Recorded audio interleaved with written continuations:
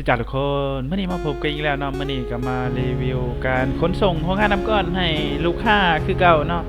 ตัวนี้จะอยู่บริษัทใหญ่อยู่ฮานอยประเทศเวียดนามเขาเนาะเขาจะเกียมส่งของงานน้ำก้อนให้ลูกค้าเขาอยู่ทางขมวน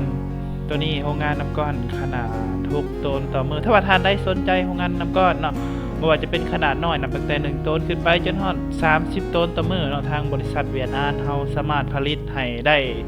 ทุกรูปแบบเนาะทุกรุ่นทุกยี่ห้อเนาะบ่ว่าจะเป็นหลอดน้อยหลอดใหญ่เนาะจะเป็น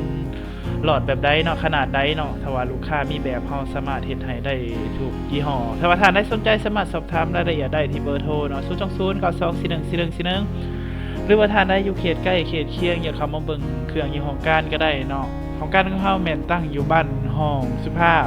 เมืองไซเสถานครเลวิกันและทางการเฮายินดีต้อนรับทุกท่านทุกคน